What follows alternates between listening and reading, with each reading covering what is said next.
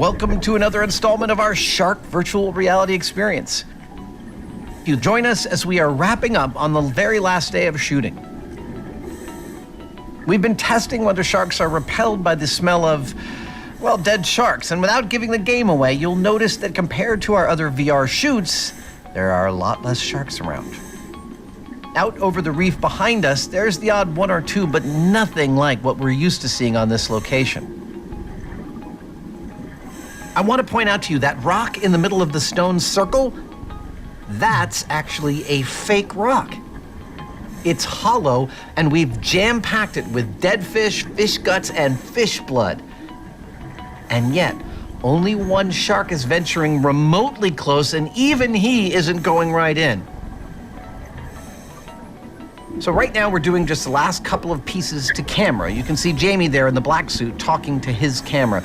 And then that's me in the distance with that super white helmet on talking to my cameraman. Pretty much everyone else is part of Stewart Cove Dive Bahamas, and they're there to make sure that we all get out safe and sound with all our fingers and toes. And boy, did they do a great job.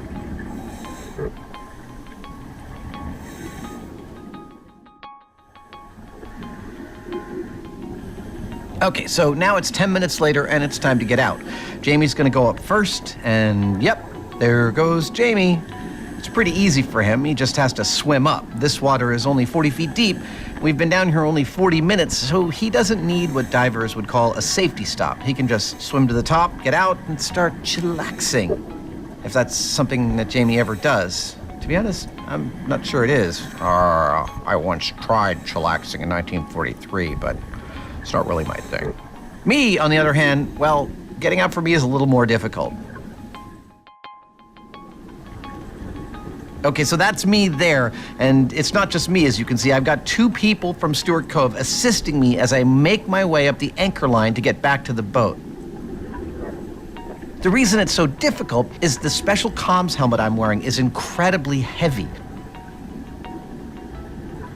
Out in the open air, it weighs 80 pounds, and it's still darn heavy in the sea. So getting out is just plain awkward. I am literally having to go hand over hand, and if you look up, you can see that the ocean was a bit choppy.